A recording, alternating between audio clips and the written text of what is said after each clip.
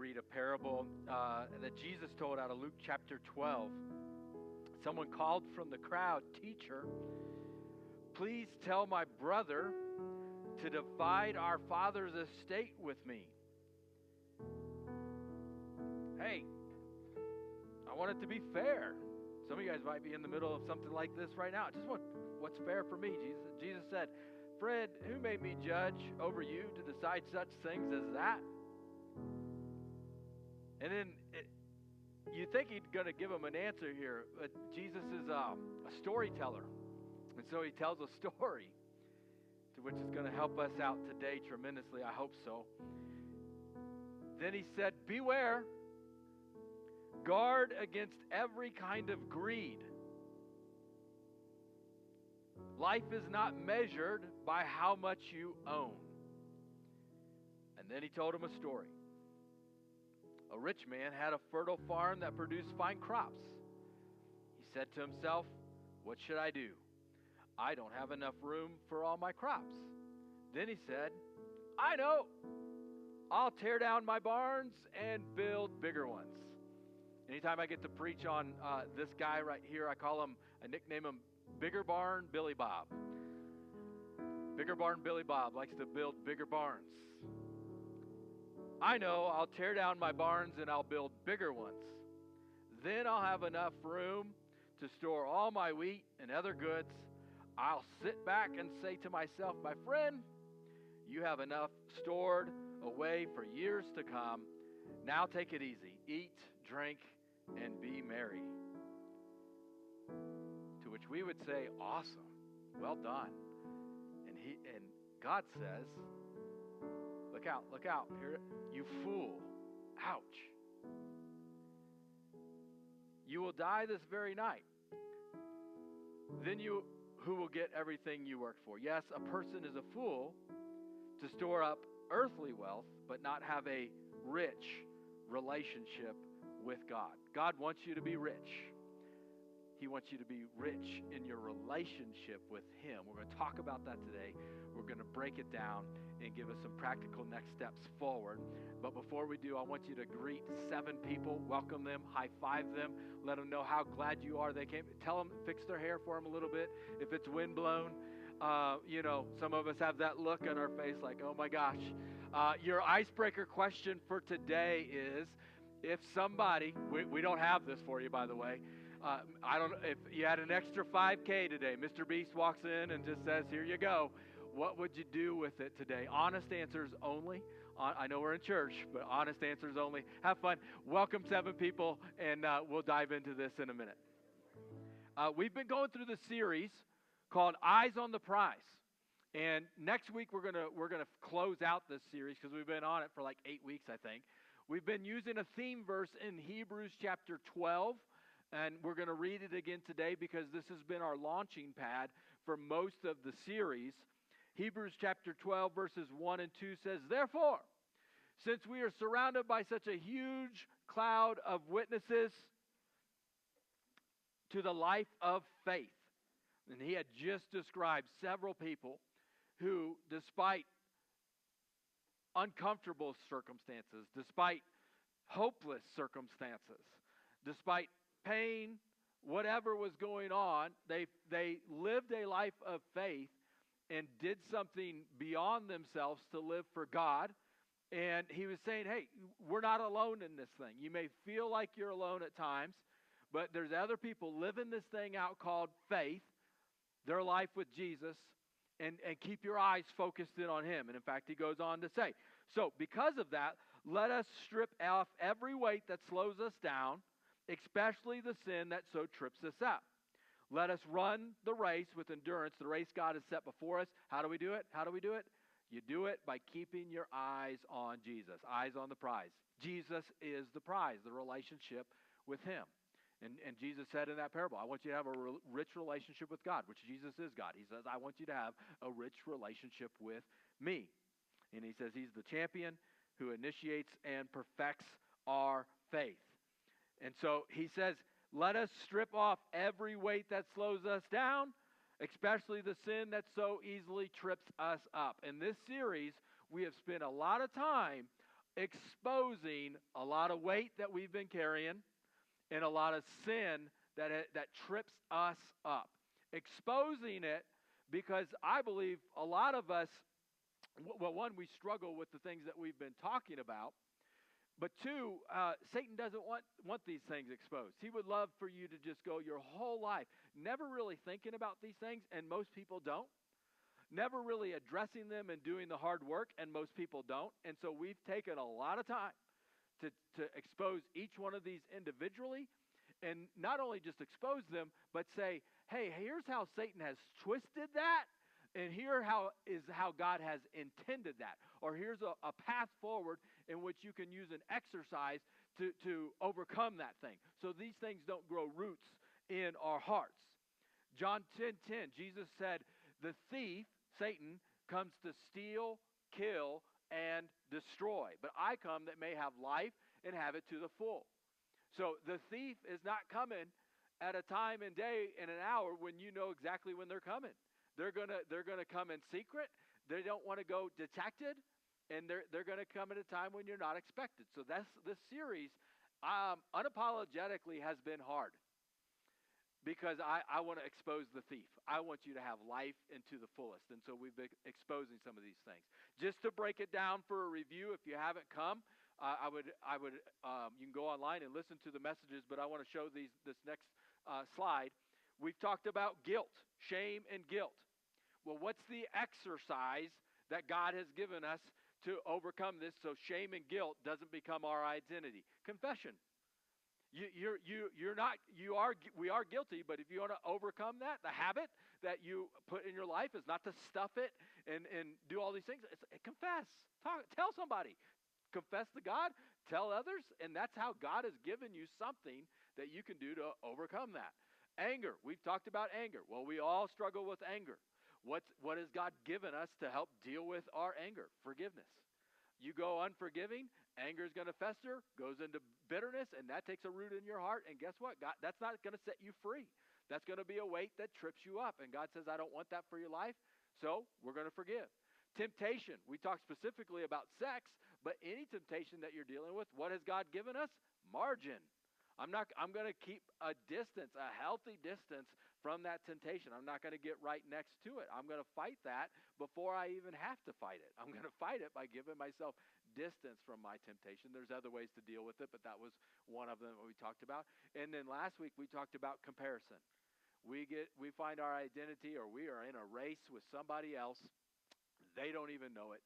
And we're comparing ourselves to others. We compare our success to everyone else or whatever. And one of the ways that we saw that we can handle that is to celebrate those people. God can bless both. So we don't have to be envious of them. We don't have to tear them down. We don't have to judge them or those sorts of things. We can actually say, hey, you look nice today. Good job. Hey, good job on that presentation. Well done. We can celebrate. So those are some things. Today we're going to talk about one of the things that goes undetected. Almost everybody in here would say, nope, not me. I don't struggle with this, but yet we all do. And it's called greed. And I'll give you the hint because I'm not going to actually talk too much about this today. I want to expose greed, but how do I deal with this in my heart? What's the habit, the exercise that I can put in my life? Generosity. If you want to weed this thing out, you live generously. Otherwise, that seed of greed will start to fester and grow in our lives and wrap around our heart. It's a weight that Hebrews is talking about. It's a sin that trips us up and a weight that slows us down in our race. So we're exposing these lies of the enemy, and we are sharing exactly how God wants us to live our lives. Now, as we talk about this, anytime I talk about money at Freedom, I want to be very clear. First, I just want to say thank you, Freedom Church, because you are an extremely generous church. You guys are phenomenal with the way that not only do you give financially, but also the way that you give of your time and your resources and everything else. So this is not a shame on you, point your finger, do better, guilting type of sermon. Very much my heart as a pastor is you are amazing, phenomenal. Keep going. But I also know some of us, like we worked out back in the 90s, right? And hey, back in the 1900s for some of y'all, you know, and just because I had a healthy lifestyle back in the 90s doesn't translate to 25 years later. Some of y'all, hey, you hit the gym in January and you were going great. But now we're in March and what? Just because we had a good season or a good cycle, this is a habit. Generosity is a habit. It's not a one and done thing. We got to stay on top of all of these things. Well, I was good for a while. Well, greed wants to go undetected, as we'll see, and it can happen at any time. And so just like going to the gym or my nutrition, it's a daily habit.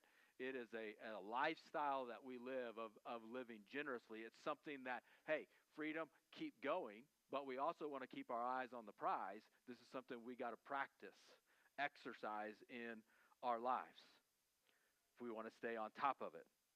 Our world, by the way, the messaging on money, the messaging from our world is complete opposite of what the Bible says. World says it's more blessed to get. Get. And Jesus would say, no, it's more blessed to give. We have ads, and we have billboards. People spend tens of thousands of dollars per day messaging you that there is things that you need in order to be fulfilled in life. You got to have it. You need this. We talked about comparison and envy last week, and greed is a close cousin. They're very similar in size and shape, slightly different, but that you are being told day in and day out about how you are missing out and you need this, you need more in your life. And so you kind of have that fear of missing out. The world's message is if you want to be happy in life, then you will get more. You will have those things. You will acquire and accumulate. And I will just be honest and say, you know what? The world's not wrong on that. It's true. If you get that thing, it does bring a sense of joy and pleasure. I would say, with a little asterisk, it's true-ish. You're happy for a while, and then it goes away. It's temporary. It's deceitful in that sense, and then you're on to the next thing. You know this. You know this. Why this is hard. Why this is hard when we talk about living this life of faith. I believe that money it's tangible. I know for a lot of us it's all on our phone and it's not tangible, so I'm just realizing my example doesn't quite work. But stuff, money, it's tangible. You can grasp it. God, He's invisible. I can't see God, touch God. There's a mystery to God.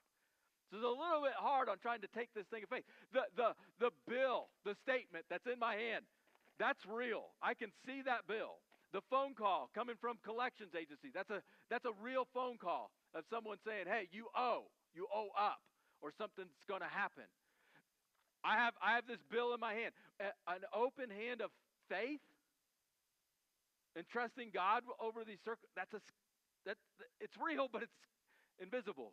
It's a little bit scary. This is why I think this is hard, because these things are very tangible in our lives, and we're trying to live this thing out of faith, and we can't always see God.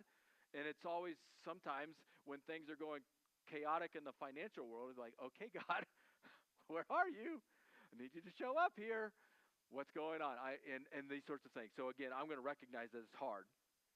Jesus had a lot to say about money, not only in this story. He said, hey, beware, watch out. He's giving us a warning in this story. Guard against every kind of greed. He said in Acts chapter 20, verse 35, I'm going to read a few quick quotes. He says, you should remember the words of the Lord Jesus. It is more blessed to give than to receive. In Mark 8, he said, what do you benefit if you gain the whole world? You did it. You're successful in the world's eyes. You accomplished it. Everybody's great job. Bigger barn, Billy Bob. Wow. Well done. What do you do if you gain the whole world, but you lose your soul? No one can serve two masters, he said in the Sermon on the Mount. For you will hate one another, or hate one and love the other. You will be devoted to one and despise the other. You cannot serve God and be enslaved to money. Yes, a person is a fool to store up earthly wealth, but not have a rich relationship with God. Ouch, Jesus. We would say Bigger Barn Billy Bob was wise, and Jesus here is giving an uncomfortable truth. He was a fool. That hurts. One of the things we need to know about greed is that it hides. It loves to hide. Again, most of us in the room, and even as a pastor for 18 years now, I can't recall a conversation with somebody talking and they're like, Mike, I am just really struggling with greed. We've had people confess adultery, people confess a lot of different habits and issues, but this is one that I don't think I've ever run across, and they're just like, man, I'm all about greed. It hides amongst us.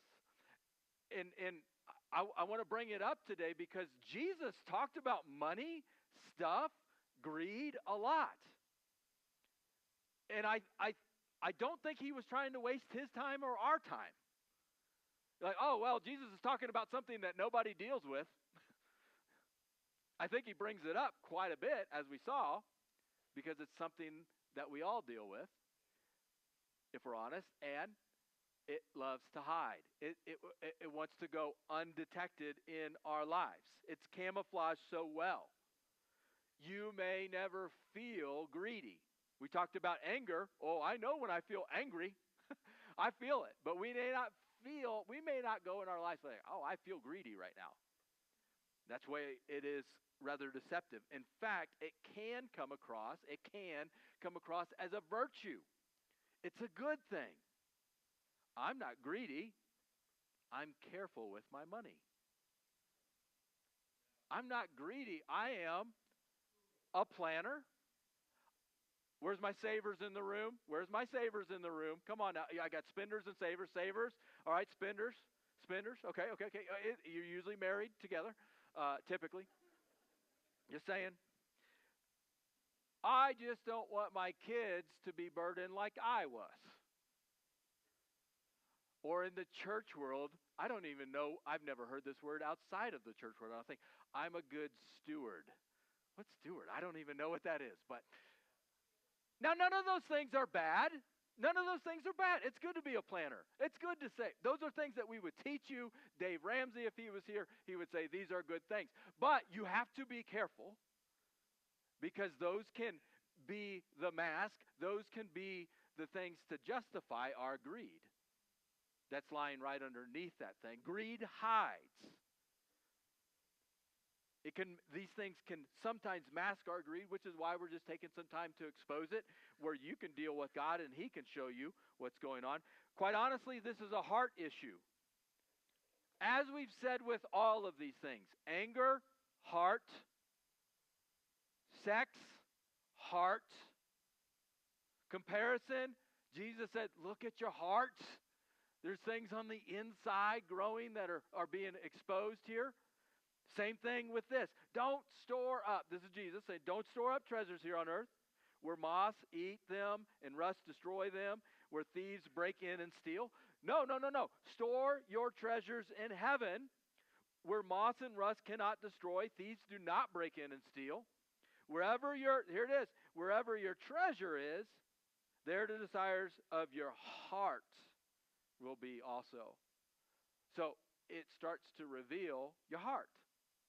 Where am I on these things? Proverbs chapter 4:23 says, guard above all else, get financial security. Above all else, no, guard your heart, which is what this series has been talking about. The author of Hebrews said, strip off all the weight, all the sin that entangles you. You got a purpose in life. There is a race for you to run. And there are things trying to trip you up and slow you down. Guard your heart because it is the thing that's going to help you run this race and run it well. Guard your heart because it determines the course of your life. Some of y'all are on a race course And God did not intend for you to run that race. And so we've been aligning ourselves with that. Jesus is just very clear, saying the same thing, that it exposes the heart. More money does not make you more generous. It makes you more of what you actually are. It reveals the heart. Bigger Barn Billy Bob did, after he had a successful harvest, he did what he had always done. Having more money does not make you more generous. You continue to do what's already in the heart because it reveals the heart. I wish, as Jesus had said, hey, don't store up treasures here on earth. Not a bad thing, but don't bank on that because it ain't going with you. The pharaohs of Egypt, what? They tried to bury all that stuff in their tombs. Why? Because they thought it would go with them in the afterlife, right? Until treasure hunters and everyone else said, yeah, that don't work. Right? You ain't taking nothing with us. I wish, again, dealing with this faith thing, I wish God could just even give us the smallest glimpse of the treasure that awaits for us in heaven. He tries to explain it in words. Again, it's a faith thing. And he's saying, if you understood that you are chasing after crumbs on the ground, groveling after crumbs on the ground compared to what God has for you, what you would see. Don't store for your treasure here on earth. It's so temporary. Not bad, not wrong. Just it's and so many of us are chasing after it. We're so worried. And God's like, I got something better for you. Greed hides. Greed hides. Greed tells a story. Second thing, greed tells a story. It tells a story, I owe me. Someone's holding out, God, someone else, I owe me. And that story is one that is fueled by fear. Fear is actually what's driving a lot of your greed. You may be thinking, no, I just want to be happy. I want to do this, and this will be more comfortable or whatever. But greed is this idea of what if? What if they don't get the oil out of the Persian Gulf? What if the oil prices start to skyrocket? What if the economy collapses? What if the lab shuts down? What if the car breaks down? What if never ends? And it's fueled by fear. What if? We're afraid that what if never ends. That appetite for whatever's next is never enough. And that's the actual thing that we fear, is that I will not have enough. What if I don't have enough? And I must hoard. I must get. I must, and all this stuff. Me. Because what if God doesn't come through? What if this doesn't happen? What if? We fear God won't take care of me or them or us, and so we got to take. I'm going to ask some better questions. Part of this series and part of our help has been looking at, okay, these are real things that we deal with. These are real things that we face, but maybe there's some questions we can ask. Maybe some better questions that we can start to dig in and see what's going on in our heart and expose that. One of the questions we've been asking in this series, it's not up on your screen, and I'll get to this one in a second, is just what are you searching for? For that thing that you want, that thing you've been going after, what is it that you're searching for? Trying to expose, I want to be relevant. If I have this, people will respect me. I want to be liked. I want to be successful. I want to be significant, right? Maybe these things aren't bad in and of themselves, but when you start to expose them for what they are, God says you already are liked. Not only are you liked, you're loved. You are relevant. God put you are made in God's image. You are accepted. You are forgiven. You are valued. You already have purpose. So those things that you're searching for are not bad things. They were just always meant to be filled by God. And they already are. So we're chasing after things where their foundation and their source come from God. So the question, how much is enough, is a great question to ask. How much do you need? How at what point would be enough money? Someone in this room, I don't know who, I'm not going through bank account, I'm just This is a fact. Somebody in here is the richest person in this room. And they don't feel like it. Probably because we would say just a little bit more, and then I would be satisfied. Then I would be. It's natural within all of us to say just a little bit more, and then I would be all right. Then we could afford this. Then we could slow down. How much is enough is a great question for us to ask. We will find ourselves in this race of chasing more. Just a little bit more. Or I like to say chasing the ers. Bigger, faster, newer, sexier, healthier. The ers. If I could just have the we would be in great shape. The tension of more. I tried to express this last week. I don't know if I did or not, so I'm going to try to just be clear right here. That idea, that desire for more, this tension with greed, okay, actually I think is put there by God. It is a God-sized hole. From all of us, all of humanity is saying, I need something more. There's more to life. There's something I'm searching for. And God's saying, yes, it's me. I am the one that you have been searching for. And until you really fully surrender to that and say, God's the one that needs to fill this hole, you'll find it temporarily in all these other things. How much is enough? Jesus is my enough. He's my enough. You will never be satisfied chasing all the chasing all the more. How much is enough? It was always meant to be filled by God. Second question, why do I have so much? I know the world would say, and you might naturally try to bounce back off of that and say, no, why don't I have so much? Right? I'm missing out. What? And before we know it, if we go along that line of thinking, oh, I don't have as much as that person. I don't have as much as that. We're building bigger barns. We're like bigger barn Billy Bob, and we're just like, well, I don't have enough space. I need more. Why don't I have enough? I need more. I want to flip that around just a little bit. Why do you have so much? I realize we don't have as much as we want, but why do we have so much in our possession right now? This was Bigger Barn Billy Bob's fatal mistake. He did not recognize why did he have what he had. Well, I just want to set my kids up for the future. I just don't want to worry. I want an early retirement. I want to elevate my standard of living. I need a lifestyle that keeps pace with my income.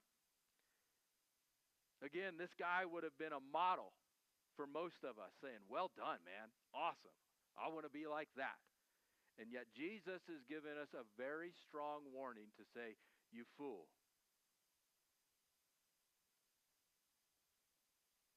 Billy Bob's big mistake is that he left God out of his finances. He thought, hey, I got more stuff. More stuff means more time. God's like, that's not how it works. That's not how it works. So I realize it's a little bit quiet in the room. Now, I'm not trying to guilt you or anything like that. I believe this exposes the heart. So it's a little bit tough pill to swallow sometimes. I don't want you to feel bad.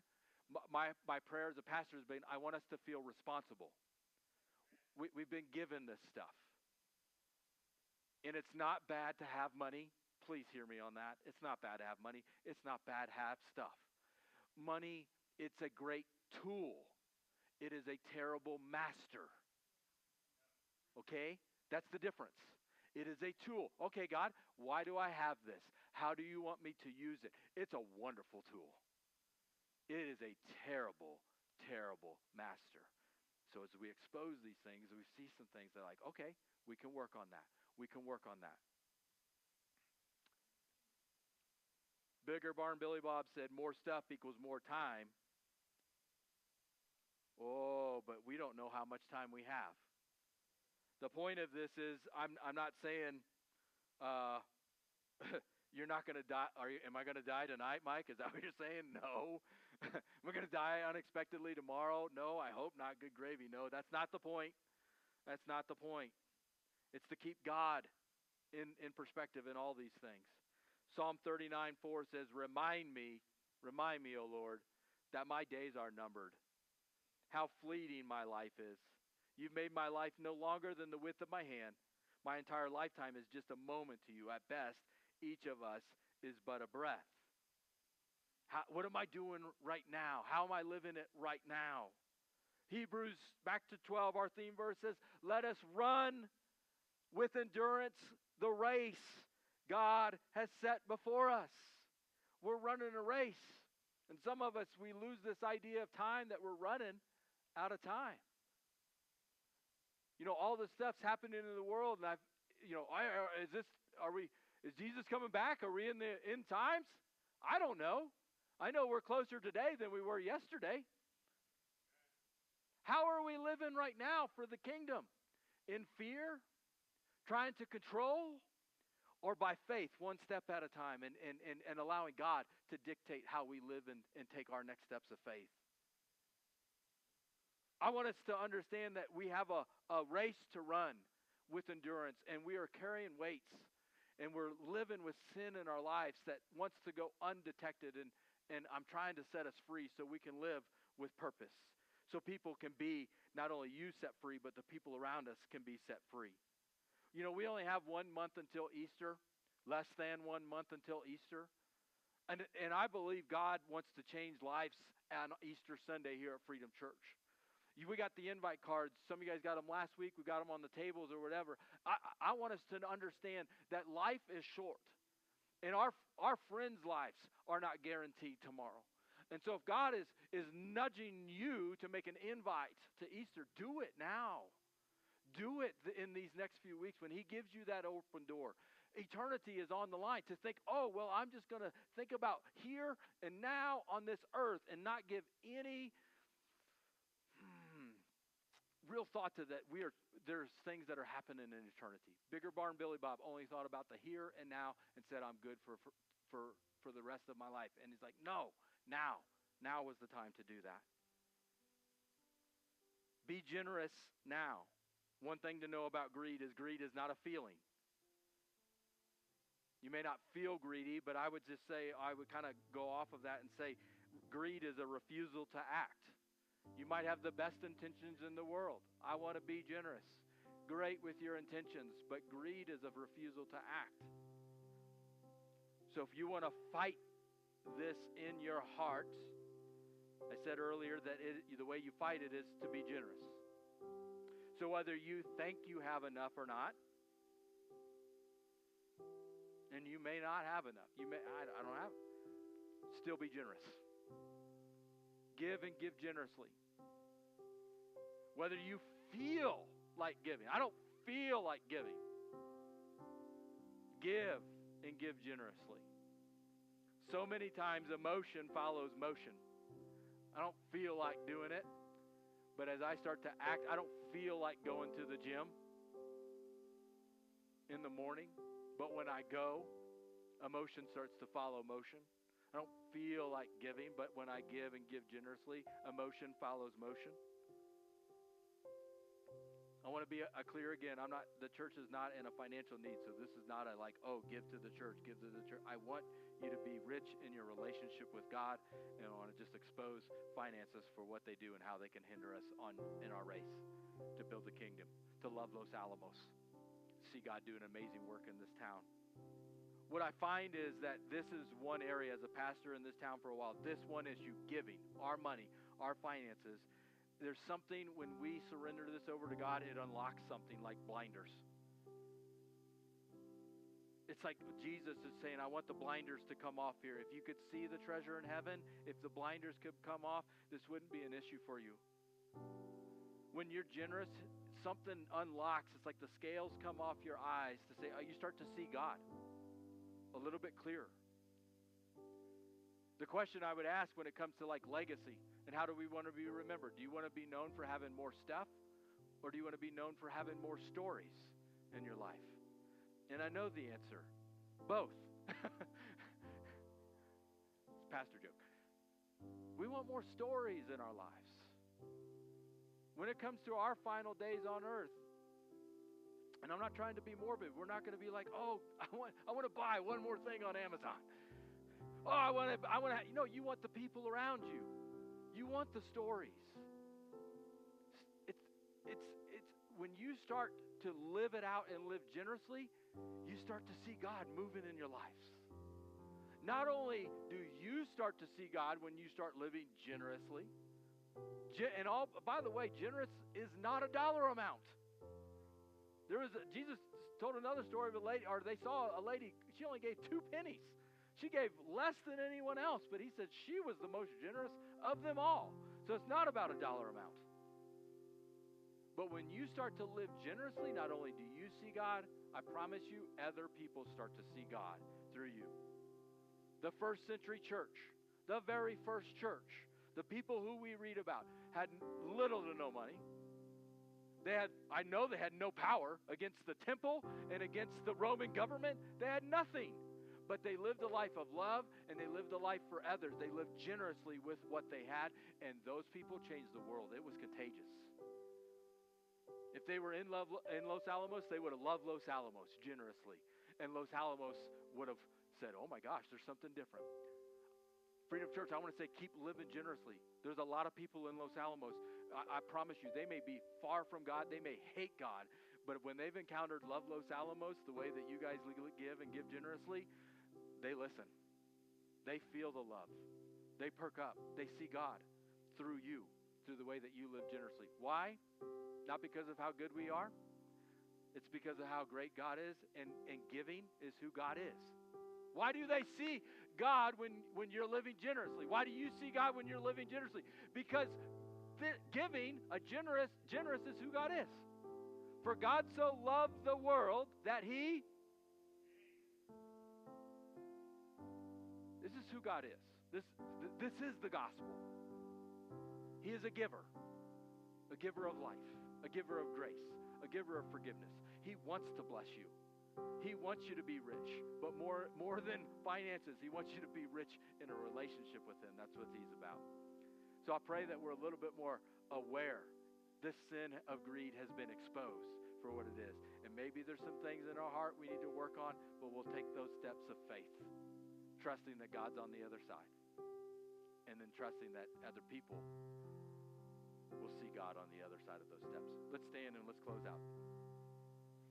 I want to say thank you so much for taking the time to listen to the message today. I hope you felt inspired to take your next step of faith with Jesus. Just a couple next steps that you can take coming out of this. One, leave a review or a comment or share this message. That really does spread the message further and faster when you do that. Secondly, if there's a next step that you need to take coming out of this, head on over to our website, click Get Involved, and let us know exactly how you can take your next step. We would love to partner with you in that. And finally, if you have been impacted in a positive way through our ministries, or your family has been impacted in a positive way through our ministries, go on over to our website and click Give. And if you want to partner with us financially, that would be huge in getting the message of Jesus out through our ministries. Thank you again for stopping by the podcast. Have a wonderful week. God bless.